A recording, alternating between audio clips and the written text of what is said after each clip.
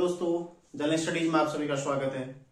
दोस्तों, गढ़वाल के पंवार राजवंश में पिछली क्लास में हमने फतेह शाह तक देखा था। ठीक है, फतेह शाह जो कि एक महानतम शासक रहे थे। उससे पहले हमने पृथ्वीपति शाह, ठीक है, और उससे पहले कर्णावती के बारे में पढ़ा था और अन्य शासकों के बारे में पढ़ा था। ठीक है, तो आज हम चर्चा करेंगे, देखो, फतेह शाह के पश्चात किस तरह घटनाक्रम रहा और किस तरह गोरखाओं ने यहाँ पर आक्रमण किया। ठीक है, तो आज प्रद्युम्न शाह तक प्रयास करेंगे कि वहां तक हम पूरी क्लास करें। ठीक है, देखो शुरू करते हैं। सबसे पहले देखो, फतेह शाह की मृत्यु कब हुई थी? 1716 में। ठीक है, तो 1716 में कौन शासक बनता है?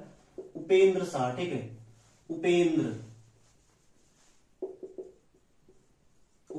शाह। ठीक है, कब शासक रहे? 1716 में, मतलब छोटे समय के लिए शासक रहे। ठीक है, जैसे ही शासक बने 5-6 महीने के पश्चात इनकी मृत्यु हो गई। ठीक है, अल्प समय तक इन्होंने शासन किया था, अल्प समय तक।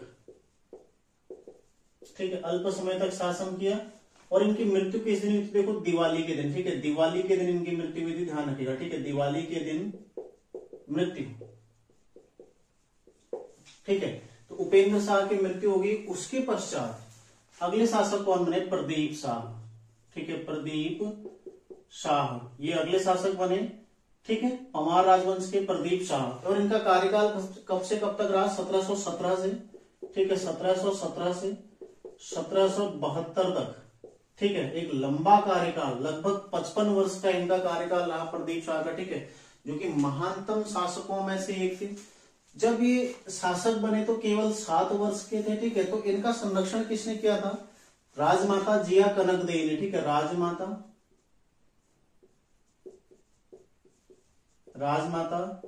जिया कनकदेई। ठीक है, क्या थी? इनकी संरक्षिका थी। ठीक है, ध्यान किया, क्या थी? संरक्षिका। तो इनके द्वारा इनका संरक्षण किया गया था। जब शुरुआत में थे तो छोटी आयु के थे। ठीक है, मात्र 7 वर्ष की आयु में सत्तारूढ़ हो गए थे। ठीक है, तो उस दौरान देखो, राजमाता जिया कनकदेई द्वारा इनका संरक्षण किया गया था। तो क्वेश्चन आएगा कि प्रदीप शाह की संरक्षिका कौन थी, या फिर ऐसे आएगा कनकदेई किस पंवार शासक की संरक्षिका थी। ठीक है, देखो हमने 3 पढ़ी, एक कर्णावती, ठीक है, दूसरी कटौची और तीसरा कनकदेई। ठीक है, तीनों देखो कौन से हैं? कर्णावती, कटौची और कनकदेई। ठीक है, तो ये क्या रही हैं? राजमाता, मतलब संरक्षिका रही है। ठीक है, संरक्षिका रही है भिन्न भिन्न शासकों की। तो आपका एक पॉइंट क्लियर होना चाहिए। ठीक है, यहाँ पर से आपको कोई यदि क्वेश्चन आता है तो आपने गलत नहीं करना है। ठीक है, तो राजमाता जिया कनकदेई किसकी संरक्षिका थी? प्रदीप शाह की। देखो, 1717 के आसपास का काल है, तो इसके काल में पंवार शासक कौन कौन रहे थे इस दौरान? ठीक, सॉरी, चंद शासक। ठीक है, चंद शासक कौन कौन रहे? एक महत्वपूर्ण बिंदु है। ठीक है, चंद शासक कौन कौन रहे थे इस काल में? सबसे पहला तो देखो देवी चंद। ठीक है, देवी चंद रहा। उसके पश्चात कौन है? कल्याण चंद। ठीक है, कल्याण चंद पंचम था ये, कल्याण चंद पंचम। ठीक है, और उसके अलावा कौन आया फिर? दीप चंद। ठीक है, तत्कालीन चंद शासक यदि देखें तो कौन कौन थे? देखो, देवी चंद, कल्याण चंद पंचम और दीप चंद इसके काल में शासक रहे थे। ठीक है, इसके काल की एक महत्वपूर्ण घटना क्या है? दून पर, जो दून घाटी है, ठीक है, दून घाटी पर रोहिलों का अधिकार। ठीक है, रोहिलों का अधिकार एक महत्वपूर्ण घटना है इसके समय की। ठीक है, दून घाटी पर रोहिलों का अधिकार हो गया था। ठीक है, और रोहिला सरदार कौन था? नजीब खां। ठीक है, रोहिला सरदार कौन था? नजीब खां। ठीक है, इसके नेतृत्व में किस वर्ष? 1757 में। ठीक है, 1757 में दून घाटी पर अधिकार हो गया। किसका हो गया? नजीब खां का। ठीक है, दून घाटी पर रोहिलों का अधिकार हो गया। ध्यान रखिएगा, रोहिलों का आक्रमण इससे पहले, देखो, इससे पहले कुमाऊं पर भी हुआ था। ठीक है, उस पर अभी आते हैं। इसका सभाकवि कौन था? इसका सभाकवि कौन था? ये देखो, प्रदीप, ये था पंडित मेधाकर शर्मा। ठीक है, पंडित मेधाकर शर्मा। ठीक है, इसका क्या था? सभाकवि था पंडित मेधाकर शर्मा। इसने कौन से ग्रंथ की रचना की थी? रामायण प्रदीप की। ठीक है, रामायण प्रदीप की रचना की थी।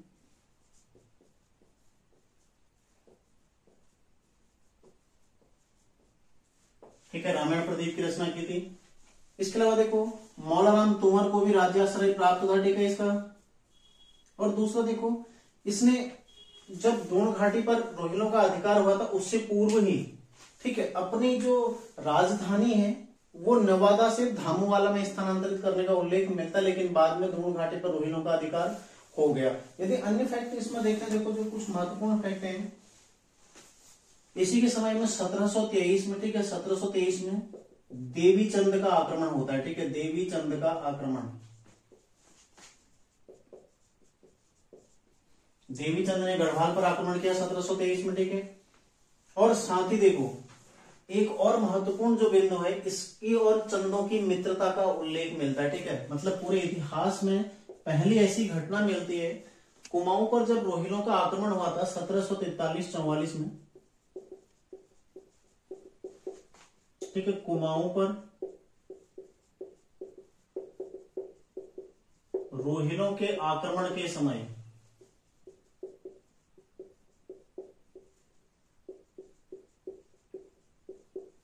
ठीक है, इसने कल्याण चंद पंचम की मदद की थी, ठीक है,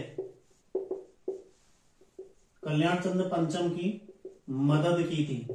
तो एक पहला ऐसा उल्लेख मिलता है जहां पर कुमाऊं और गढ़वाल के शासकों ने कोई युद्ध एक साथ लड़ा हो, ठीक है। इस तरह का जो उल्लेख, पहला उल्लेख कहां पर मिल रहा है, यहीं पर मिलता है, ठीक है, ध्यान रखिएगा। एक महत्वपूर्ण फैक्ट है,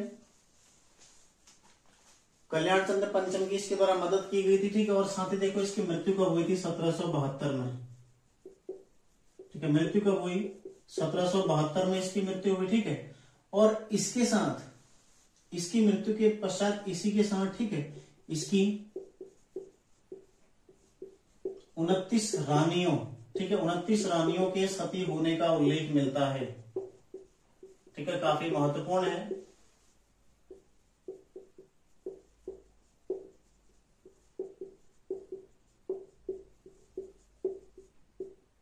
इसकी 29 रानियों के सती होने का उल्लेख मिलता है। ध्यान रखिएगा, देखो प्रदीप शाह जो कि उपेंद्र शाह के पश्चात शासक बना था, ठीक है, इसका संरक्षण किसने किया था, कनक देवी ने, ठीक है।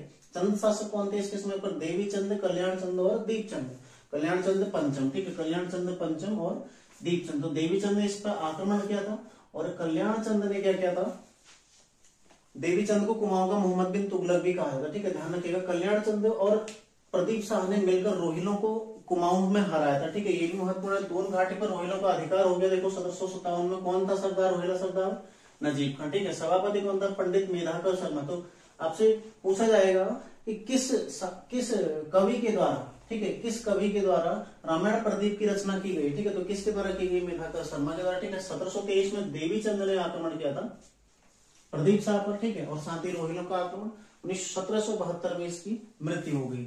इसके पश्चात कौन शासक बनता, देखो अगला शासक कौन ना, ललित शाह, ठीक है, ललित शाह जो कि 1772 से 80 के मध्य शासक रहा था, एक बड़ा शासक था, ठीक है, गढ़वाल का बड़ा शासक था। इसने देखो सबसे पहले सिरमौर पर आक्रमण किया। इसका सबसे पहला जो अभियान था सिरमौर पर आक्रमण, ठीक है, सिरमौर पर आक्रमण, ललित शाह ने सबसे पहले सिरमौर पर आक्रमण किया। कब किया था, 1778 और 79, ठीक है, इस दौरान आक्रमण किया था और यहां पर इसकी हार हुई थी, ठीक है, पराजय हुई थी। सिरमौर पर आक्रमण किया लेकिन यहां पर इसकी पराजय हुई, ठीक है, पहला फैक्ट जो ये हो गया इसका। इसके अलावा देखो इसकी पराजय के साथ साथ ऐसी स्थिति हो गई थी कि इसको अपने घर से पैसा देना पड़ा था, ठीक है, मतलब राजकोष पूरा रिक्त हो गया, जो इसका अपना व्यक्तिगत कोष था वहां से इसको पैसा देना पड़ा। इतनी हालत इसकी खराब हो गई थी, ठीक है, ललित शाह की जब इसने सिरमौर पर आक्रमण किया था। लेकिन इसी दौरान जब कुमाऊं में हमने देखा था कि कुमाऊं में अवनति का काल था, ठीक है, तो मोहन चंद से पूर्व दीपचंद के पश्चात जो वहां पर सत्ता का संघर्ष हुआ, जोशी प्रभावी हो गए, ठीक है, हर्षदेव जोशी जो दीवान थे वो वहां पर प्रभावी हो गए, दरबारी षड्यंत्र का शिकार क्या हो गया, कुमाऊं का चंद राजवंश हो गया। तो हर्षदेव जोशी के द्वारा उस स्थिति का फायदा उठाने के लिए, ठीक है, गढ़वाल के ललित शाह को पत्र लिखा और कुमाऊं पर आक्रमण करने हेतु आमंत्रित किया। स्वयं कुमाऊं में बैठा, देखो उनको शायद उनको भी बता रहा कि हाँ ठीक है सब कुछ, और लेकिन इसने षड्यंत्र के तहत, ठीक है, ललित शाह को पत्र लिखा और बोला भाई कुमाऊं में स्थिति बिल्कुल खराब है, आप आइए और आक्रमण करिए और उसको जीत लीजिए, ठीक है। तो इसी हर्षदेव जोशी के आक्रमण पर ही आमंत्रण पर, ठीक है, हर्षदेव जोशी के आमंत्रण पर, हर्षदेव जोशी के आमंत्रण पर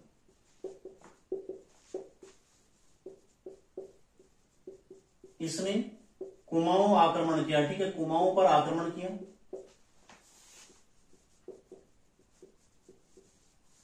कुमाऊं पर आक्रमण किया, ठीक है। तो इस दौरान देखो 1779 में बगवाली पोखर का युद्ध, ठीक है, बगवाली पोखर का युद्ध हुआ था। किस किस के मध्य हुआ? मोहनचंद, ठीक है, मोहनचंद और ललित शाह, मोहनचंद प्लस ललित शाह के मध्य, ठीक है। तो चूंकि मोहनचंद कुमाऊं का शासक था और ललित शाह गढ़वाल का शासक था, इन दोनों के मध्य बगवाली पोखर का युद्ध हुआ। इसमें कौन जीता? ठीक है, इसमें कौन जीता था? ललित शाह की इसमें विजय हुई, ठीक है। कौन जीता इस युद्ध को? विजय किसकी हुई? ललित शाह की, ठीक है। ललित शाह इस युद्ध को जीत गया, यानी कि बगवाली पोखर का युद्ध किसने जीता? ललित शाह ने जीता, ठीक है। देखो कुमाऊं में जो राजनीतिक उथल पुथल हो रही थी उसका लाभ हर्षदेव जोशी ने उठाया और पत्र लिखा ललित शाह को, ठीक है। ललित शाह उसके आमंत्रण पर कुमाऊं में जाता है, वहां पर आक्रमण करता है, ठीक है। बगवाली पोखर जो कि अल्मोड़ा में पड़ता है, उस स्थान पर ललित शाह और जो तत्कालीन कुमाऊं चंद नरेश था, ठीक है, मोहनचंद, इन दोनों के मध्य एक युद्ध हुआ जिसमें ललित शाह की विजय हुई और ललित शाह ने अपने पुत्र प्रद्युम्न शाह को प्रद्युम्न चंद के नाम से कुमाऊं की गद्दी पर बैठा दिया, ठीक है। तो इसके पश्चात कुमाऊं में प्रद्युम्न शाह प्रद्युम्न चंद के नाम से शासक बन गया, ठीक है। वो हम कुमाऊं में देख चुके हैं। इसके बारे में जो लास्ट पॉइंट है देखो, इसकी मृत्यु मलेरिया से हुई थी, ठीक है। उसी दौरान इसको मलेरिया हुआ और इसकी मृत्यु हो गई, ठीक है। इसकी मृत्यु मलेरिया से हुई। ये श्रीनगर भी नहीं पहुंच पाया दोबारा, ठीक है। ध्यान रखिएगा, इसकी मृत्यु किससे हुई थी? मलेरिया से। तो क्वेश्चन बन सकता है किस पंवार शासक की मृत्यु मलेरिया से हुई थी? तो किसकी हुई थी? ललित शाह की मृत्यु हुई थी, ठीक है। सिरमौर पर आक्रमण, वहां पर पराजय हुई। फिर हर्षदेव जोशी के आमंत्रण इसने कुमाऊं आक्रमण किया, ठीक है, उसको अपने कब्जे में लिया और मोहनचंद और ललित शाह के मध्य बगवाली पोखर का युद्ध हुआ 1779 में, जिसमें मोहनचंद पराजित हुआ, ठीक है। फिर ललित शाह ने अपने पुत्र प्रद्युम्न शाह को प्रद्युम्न चंद के नाम से कुमाऊं पर गद्दी आसीन किया, ठीक है। और साथ ही जब ये वापस आता तो रास्ते में इसकी मलेरिया से मृत्यु हो गई, ठीक है। तो श्रीनगर ये वापस नहीं आ पाया था। तो इसका आप लोग एक स्क्रीनशॉट ले लो, आगे देखते हैं। अब एक ऐसा काल आ गया ललित शाह के मृत्यु के पश्चात जहां पर गढ़वाल का पंवार राजवंश, ठीक है, गढ़ राजवंश दरबारी षड्यंत्रों का, ठीक है, गृह युद्धों का शिकार हो गया। क्यों? देखो ललित शाह के 4 पुत्र थे, ठीक है। कौन कौन पुत्र थे उसके? देखो ललित शाह के, जो ललित शाह था उसके पुत्र कौन कौन थे? एक तो जय कीर्ति शाह, ठीक है, जय कीर्ति शाह। कहीं पर आपको जय कृत शाह भी मिलेगा, ठीक है, जय कीर्ति शाह। दूसरा देखो प्रद्युम्न शाह। तीसरा था पराक्रम शाह, ठीक है, पराक्रम शाह। और एक था प्रीतम शाह, ठीक है, प्रीतम शाह, जो कि इसके 4 पुत्र थे। ये 3 अलग अलग रानियों से पैदा हुए थे, ठीक है। 3, जयकृत शाह अलग था, प्रीतम शाह अलग था, ठीक है, और प्रद्युम्न शाह और पराक्रम शाह ये 2 भाई थे। तो ये 4 इसके पुत्र थे जो कि सौतेले थे, ठीक है। इनमें आपस में सत्ता के लिए संघर्ष शुरू हो गया और साथ ही जो दरबारी षड्यंत्रकारी थे इस बात का उन्होंने भी लाभ उठाया और वो भी राज्य का विरोध करने लगे, ठीक है, उन्हें भी सत्ता चाहिए। तो ये बहुत ज्यादा विपत्ति का काल हम कह सकते हैं, ठीक है, पंवार राजवंश में रहा था। लेकिन फिर भी चूंकि जो प्रद्युम्न शाह है वो प्रद्युम्न चंद के नाम से कुमाऊं पर शासन कर रहा था, ठीक है, वहीं से वो चाहता था कि गढ़वाल को अपने कब्जे में ले ले। तो इसी बीच जय कीर्ति शाह, ठीक है, गढ़वाल का शासक बनता है, जय कीर्ति शाह, ठीक है। ललित शाह के पश्चात कौन आया? जय कीर्ति शाह, ठीक है, ये शासक बना गढ़वाल का। इसके समय की जो महत्वपूर्ण घटना है दून पर, ठीक है, जो दून घाटी है, दून पर 1786 तक रहा था, ठीक है, 1780 से 1786 इस मध्य ये शासक रहा था, ठीक है। दून पर किसका अधिकार हो गया था? रोहिला आक्रमण, ठीक है, रोहिला आक्रमण। तो हर समय रोहिलों का आक्रमण होता रहा दून पर, जैसे ही थोड़ा बहुत मुक्ति मिली उसके पश्चात पुनः आक्रमण हो गया, ठीक है। 1786 में हुआ और उन्होंने पूरी तरह दून को रौंद डाला, ठीक है। वहां पर उनका पूरी तरह कब्जा हो गया। तो दून पर इसका रोहिलों का आक्रमण होता 1786 में, ध्यान रखिएगा, ठीक है।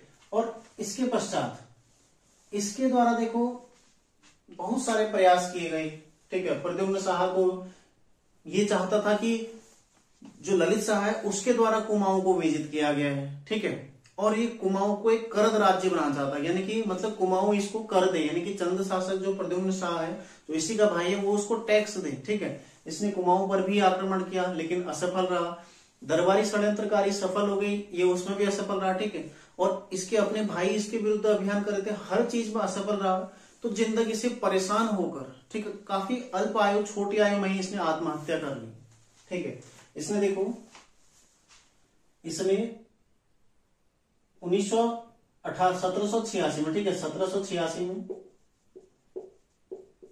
देवप्रयाग, ठीक है, देवप्रयाग के रघुनाथ मंदिर में,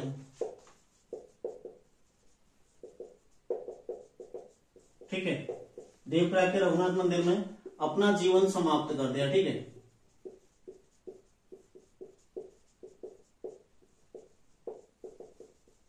अपना जीवन समाप्त कर दिया इसके द्वारा देवप्रयाग के रघुनाथ मंदिर में। तो ये सारी परिस्थितियां देखो यहां से जब पता चली प्रद्युम्न शाह को तो वापस आया, ठीक है। और उसने गढ़वाल पर पुनः मतलब गढ़वाल का शासक बन गया। इसके पश्चात कौन आता देखो प्रद्युम्न शाह, ठीक है, जो कि गढ़वाल का शासक बन गया 1786 से लेकर 1804 तक इसका कार्यकाल है, ठीक है। प्रद्युम्न शाह जो कि अंतिम शासक था। ये इससे पहले देखो 1779 से 86 तक का, ठीक है, एक कुमाऊं का शासक रहा था, कुमाऊं का शासक रहा, ठीक है। अब गढ़वाल का शासक जब ये रहा तो हर्षदेव जोशी के द्वारा पुनः इसको पत्राचार करके ये बताया गया कि आप कुमाऊं के भी राजा हैं, ठीक है, आप कुमाऊं के भी राजा हैं तो कुमाऊं का राज्य भी स्वीकार करिए। तो इसने कुमाऊं में जो परिस्थितियां आ रही थी उस समय पर, ठीक है, इसे आभास हुआ कि कहीं ना कहीं गोरखा आक्रमण वहां पर हो सकता है, ठीक है। सारी राजनीतिक परिस्थितियों को इसने भली भांति परखा और कुमाऊं का शासक बनने से इनकार कर दिया, कुमाऊं को अपने अधीन रखने से इनकार कर दिया। क्योंकि देखो गढ़वाल और कुमाऊं काफी दूरी पर, और गढ़वाल से कुमाऊं का नेतृत्व कर पाना इसके लिए थोड़ा मुश्किल था, ठीक है। एक सीमित सैन्य बल था, राजकोष पूरी तरह रिक्त था, कुछ नहीं था उसमें, तो इसके द्वारा इनकार कर दिया। तो हर्षदेव जोशी देखो इससे भी गुस्सा हो गया, ठीक है। हर्षदेव जोशी एक ऐसा व्यक्ति है जिसने पूरे उत्तराखंड को बर्बाद करके रख दिया, पहले कुमाऊं को फिर गढ़वाल को भी, ठीक है। हर्षदेव जोशी जाके कहा मिल गया गोरखों के पास, और गोरखों को उसने निमंत्रण दिया कि वो कुमाऊं पर आक्रमण करें और उसके पश्चात गढ़वाल पर, ठीक है। हर्षदेव जोशी के आग्रह पर 1791 में पहला गढ़वाल आक्रमण, ठीक है, 1791 में पहला गढ़वाल आक्रमण, पहला गोरखा आक्रमण, ठीक है, गढ़वाल पर।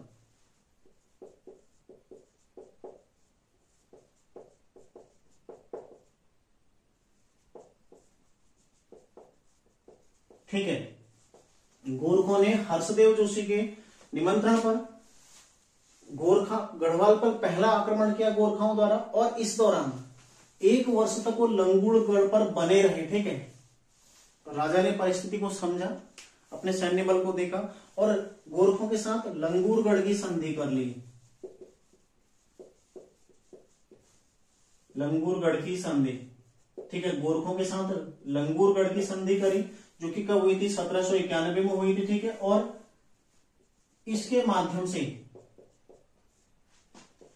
राजा ने, यानी कि जो प्रद्युम्न शाह, ठीक है, राजा ने 25,000 रुपए, ठीक है, 25,000 रुपए वार्षिक कर गोरखों को देना स्वीकार किया, ठीक है, वार्षिक कर देना स्वीकार किया, ठीक है। काफी महत्वपूर्ण है। देखो कब हुई थी संधि 1791 में, जब गोरखाओं ने गढ़वाल पर आक्रमण किया। उस दौरान राजा ने परिस्थिति को समझा प्रद्युम्न शाह ने, ठीक है, और एक संधि कर ली और गोरखों से कुछ समय के लिए मुक्ति पा ली। तो राजा क्या निश्चिंत हो गया कि गोरखे नहीं आएंगे, ठीक है। लेकिन गोरखा यहां पर आक्रमण करने की फिराक में थी, ठीक है। अब देखो होता क्या है ना, कभी कभी जब कुछ गलत होता है तो सारी चीजें गलत ही हो जाती हैं, ठीक है। देखो जैसे गोरखों का आक्रमण हुआ, उससे राजा ऑलरेडी प्रभावित था, दरबारी षड्यंत्रकारियों से प्रभावित था, दरबारी षड्यंत्रकारी लगातार, ठीक है, लगातार शक्तिशाली होते जा रहे थे, लगातार वो राजा का विरोध करते रह रहे थे। लेकिन इसी दौरान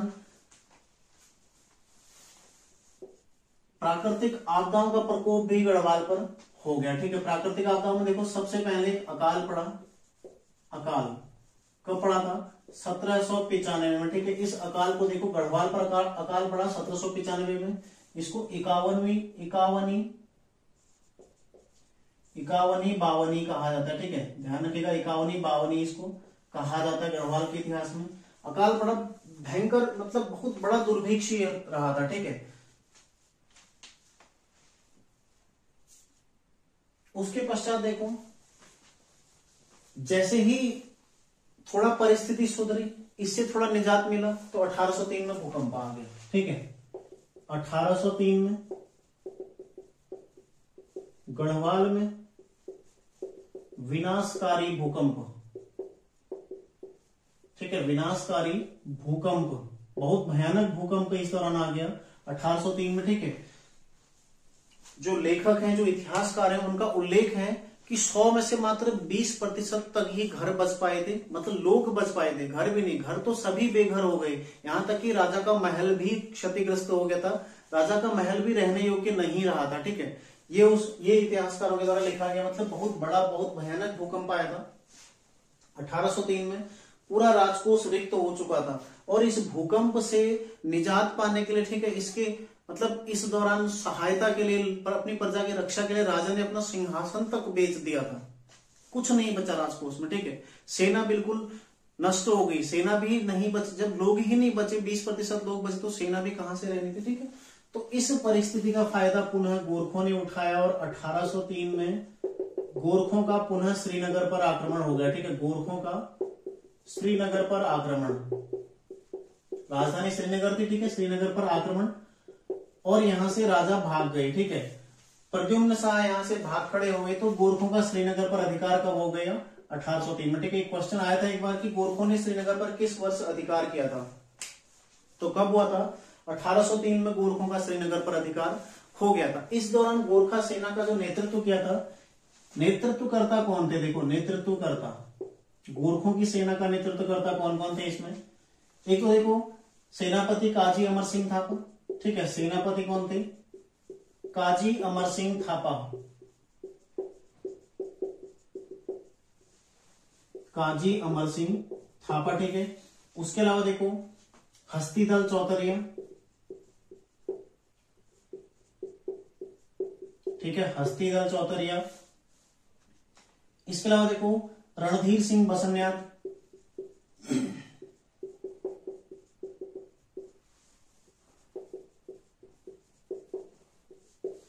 रणधीर सिंह बसन्यात, ठीक है। और कौन थे? देखो, भक्ति थापा, भक्ति थापा, ठीक है। ये प्रमुख नेतृत्वकर्ता थे जब गढ़वाल पर दूसरा आक्रमण हुआ था। कब हुआ था? ये फरवरी 1803, ठीक है। कभी कभी आपसे माह भी पूछा जा सकता है। तो फरवरी 1803 में गोरखों ने गढ़वाल पर दूसरा आक्रमण किया, ठीक है। इस दौरान देखो, एक तो गढ़वाल शासक पहले अकाल से प्रभावित रहे, दुर्भिक्ष से प्रभावित रहे, उसके पश्चात एक विनाशकारी भूकंप जिससे यहाँ की सेना, प्रजा, ठीक है, सारी चीजें नष्ट हो गई, राजकोष भी पूरा रिक्त हो गया। अब इसी दौरान गोरखों ने, ठीक है, इस स्थिति को समझा और अपने राज्य विस्तार के लिए गढ़वाल पर पुनः आक्रमण कर दिया।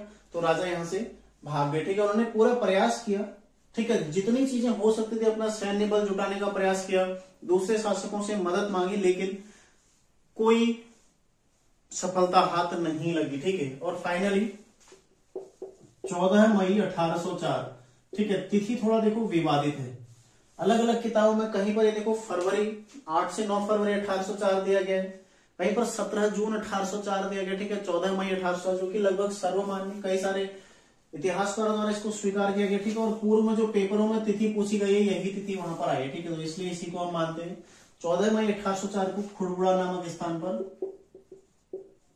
ठीक है, खुड़बुड़ा जो कि देहरादून में पड़ता है, खुड़बुड़ा में युद्ध हुआ, ठीक है। और प्रद्युम्न शाह वीरगति को प्राप्त हो गए, ठीक है। प्रद्युम्न शाह की इसमें मृत्यु हो गई, वीरगति को प्राप्त हो गए। ठीक है, अपनी प्रजा की रक्षा करने का भरपूर प्रयास किया था, अपने राज्य की रक्षा करने का सेना की, लेकिन बिल्कुल भी सफलता हाथ नहीं लगी। ठीक है, और फाइनली इनकी मृत्यु हो गई और गढ़वाल पर गोरखों का पूर्णतः अधिकार हो गया। ठीक है, अब गढ़वाल पर भी पूर्णतः, यानी कि पूरे उत्तराखंड में गोरखों का पूर्णतः अधिकार हो गया। ठीक है, काफी महत्वपूर्ण फैक्ट है, काफी देखो जितने भी फैक्ट लिखा है सारे प्रश्नों में जो पेपर है वहां पर आपसे पूछे जा सकते हैं। ठीक है, प्रद्युम्न शाह जो कि 1770 मतलब 1779 से 86 तक का ये कुमाऊं का शासक रहा था। ठीक है, एकमात्र ऐसा व्यक्ति जो कुमाऊं और गढ़वाल दोनों में शासक रहा। ठीक है, 1786 में गढ़वाल का शासक बना, तो इसी के शासन काल में 1791 में गढ़वाल पर गोरखा आक्रमण हुआ, पहला गोरखा आक्रमण, जो कि लंगूरगढ़ की संधि के साथ समाप्त हो गया। ठीक है, इस दौरान देखो राजा ने 25,000 रुपए वार्षिक कर देना स्वीकार किया था। इसके पश्चात 1795 में इकावनी बावनी नामक एक अकाल पड़ता है, जिससे गढ़वाल पूरी तरह त्रस्त रहा। ठीक है, फिर जैसे इससे थोड़ा निजात मिला तो देखो 1803 में गढ़वाल का विनाशकारी भूकंप आया था। इसका केंद्र कहां था? बद्रीनाथ। ठीक है, बद्रीनाथ में इसका केंद्र था। और अब तक उत्तराखंड में जितने भी भूकंप आए हैं, सबसे शक्तिशाली, सबसे बड़ा और सबसे विनाशकारी भूकंप कौन सा है? 1803 का ही भूकंप है। ठीक है, ये भी आपने ध्यान रखना। देखो फिर फरवरी 1803 में इन सब परिस्थितियों का फायदा किसने उठाया? गोरखों ने, और श्रीनगर पर पुनः आक्रमण कर दिया और श्रीनगर पर उनका अधिकार हो गया। ठीक है, राजा यहां से भाग गए। ठीक है, पश्चिम की ओर भाग गए, तो फाइनली देहरादून में 14 मई 1804 को खुड़बुड़ा का युद्ध हुआ, जिसमें प्रद्युम्न शाह की मृत्यु होगी और गढ़वाल पर भी पूर्णतः गोरखों का अधिकार हो गया। ठीक है, तो देखो इनकी हार के कारण क्या क्या थे, प्रमुख कारण क्या थे? एक तो इन्हें राजनीतिक समझ का अभाव था। ठीक है, उतना अनुभव भी नहीं था, राजनीतिक समझ का अभाव था। दूसरा देखो सौतेले भाइयों का आक्रमण, और तीसरा जो महत्वपूर्ण कारण था, एक सौतेले भाइयों का आक्रमण, तीसरा दरबारी षड्यंत्रकारियों का, जो दरबारी षड्यंत्रकार थे, ठीक है, उनके षड्यंत्र, और चौथा देखो हर्षदेव जोशी। ठीक है, हर्षदेव जोशी भी एक महत्वपूर्ण कारण था। उसने कुमाऊं पर इन्हें आमंत्रित किया कि आप शासन करिए, इन्होंने राजनीतिक स्थिति को समझा, मना किया, तो वो गोरखों के साथ मिल गया। ठीक है, पहले इनके साथ मिलकर उसने कुमाऊं हराया, देखो फिर गोरखों के साथ मिलकर उसने इसको भी हरा दिया। ठीक है, तो हर्षदेव जोशी भी एक महत्वपूर्ण कारण था, तो ध्यान रखिएगा, इसका एक आप लोग स्क्रीनशॉट ले लीजिए। ठीक है, इनके बारे में एक और फैक्ट आप लिख लीजिए, इनका एक सेम मुखिम ताम्र पत्र भी प्राप्त हुआ। ठीक है, सेम मुखिम ताम्र पत्र, सेम मुखिम कहां पड़ता है? सेम मुखिम टिहरी में। ठीक है, सेम मुखिम ताम्र पत्र किसका प्राप्त हुआ है? सुदर्शन, ये प्रद्युम्न शाह का। ठीक है, सेम मुखिम ताम्र पत्र, तो ध्यान रखिएगा, पूछा जाएगा कि सेम मुखिम ताम्र पत्र किसका है? प्रद्युम्न शाह का। ठीक है, तो इस तरह गढ़वाल के पंवार राजवंश में प्रद्युम्न शाह तक का हम कवर कर चुके हैं। ठीक है, इसके पश्चात देखो लगभग 10.5 साल तक का यहाँ पर गोरखों का अधिकार रहा, और फाइनली सुदर्शन शाह ने अंग्रेजों की सहायता से, ठीक है, ब्रिटिशर्स की सहायता से गोरखों को पराजित करके पुनः गढ़वाल में पंवार वंश की नींव रखी, और कहां पर? राजधानी कहां बनाई थी? टिहरी में। ठीक है, तो अगली क्लास में हम टिहरी राज्य से शुरू करेंगे। टिहरी में किस तरह से प्रद्युम्न सुदर्शन शाह द्वारा टिहरी की स्थापना करी और किस तरह से पुनः पंवार वंश को स्थापित किया। ठीक है, इसके संबंध में अगली क्लास में हम चर्चा करने वाले हैं।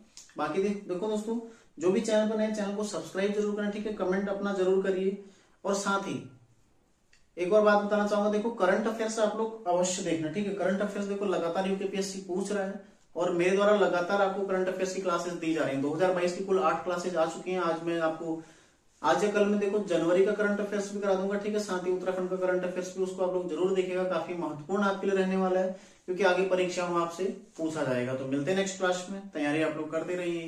धन्यवाद।